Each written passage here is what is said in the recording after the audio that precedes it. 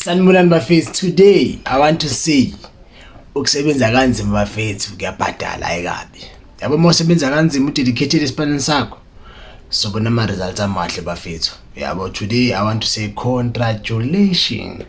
Eyibo le nto leyo kusiswethu abathosisi bafethu oku industry of music. She's been nominated kuma Grammy Awards bafethu. Eyibo le nto leyo umsebenzi wakhe ya recognizewa ezizweni neyiva ke lonto leyo lengaphandle bamrecognizile for album yakhe akayidrophile bafethu emnandi kakhulu enama features amahle kakhulu, which la album mina my favorite song is Amen apho feature khona uNaldi Aphiwe bafethu.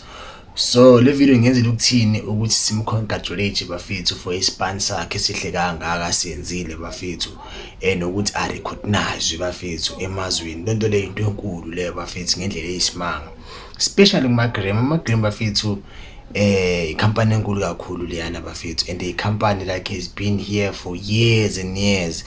Yebo lonto le I think manje bazoya ku 63 annual or 64 annual between those two. I'm not sure about in number, but they've been there, they've been kicking bafethu. So mukubona artist lead bafethu lisenza le impact engaka le recognize ngaphandle into enkulu le bafethu, you understand, and singajwayelanga ukumbona kakhulu kuma awards angapha eMzansi yabo, because mina I company yakhe nambone award wekuyo or nominate kuyo iBasadi Awards.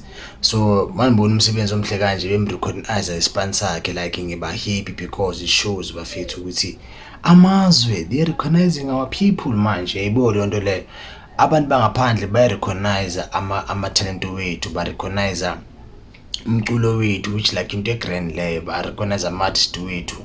That is why I made this video, just to say congratulations sis, keep it up, wenze kakhulu siswami, we still looking up to you. Sifuna ubone ukuthi kahle kahle usithatha usibeke iphi. Yayibo le nto leyo.